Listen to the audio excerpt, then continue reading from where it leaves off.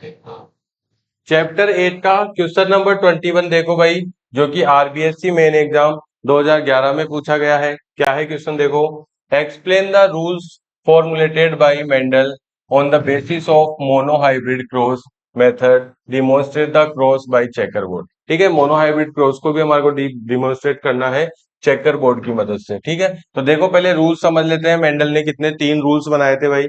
सबसे पहले देखो law of segregation. According to this law, the genes of one character separates half half for formation of gamete। यानी कि जो एक कैरेक्टरिस्टिक के लिए जो जीन्स होते हैं पेयर में होते हैं, और जब गेमेट फॉर्मेशन होता है यानी कि नया प्लांट बनता है, तो उसके लिए क्या हो जाते हैं, वो हाफ हाफ में डिवाइड हो जाते हैं, सेपरेट हो जाते हैं। यही है क्या, लॉ ऑफ सिग्रीगेशन। देखो इसको मैं साथ के साथ समझाता चलता हूं।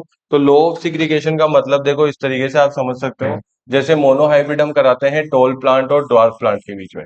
ठीक है, तो दोनों के जो करेक्टर जो ये जीन्स है वो क्या हो जाएंगे, हाफ हाफ में डिवाइड हो जाएंगे।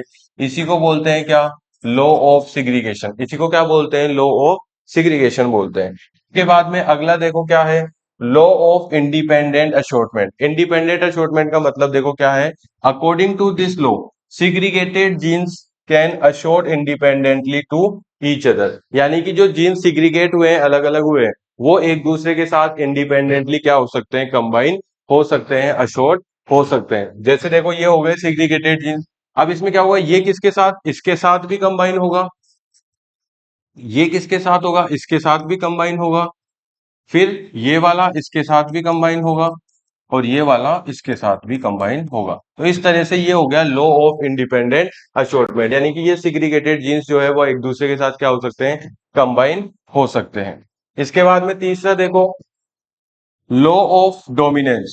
According to this law, those traits are effective those traits are effective to show character are dominant, and those traits are not effective to show characters are recessive। इसका भी मतलब देखो diagram के साथ समझेंगे।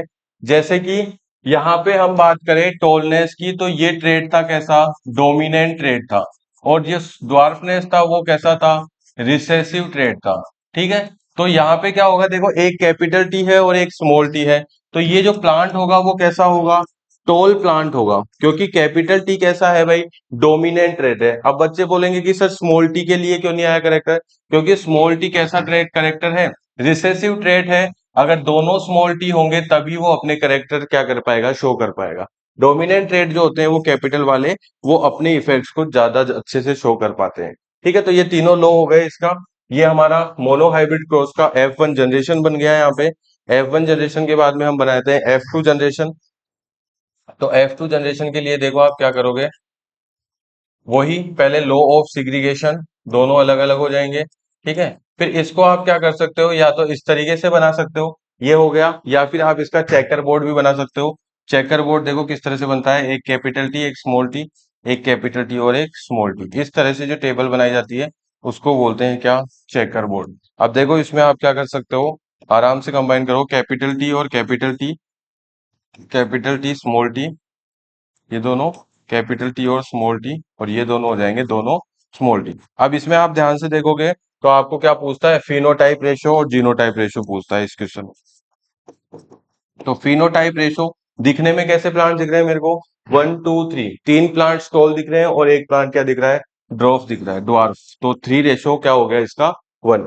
ऐसे अगर जीनोटाइप रेशो की अगर मैं बात करूं, जीन्स के हिसाब से कैसा है, तो देखो 1:2:1 हो जाएगा। एक प्लांट कैसा है इसका, एक प्योर टोल है, एक प्योर डार्फ है, लेकिन दो कैसे हैं भाई, मीडियम साइज के, तो 1:2:1।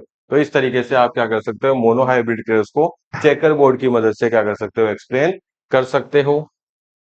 और ये हो गए इसके तीनों लो।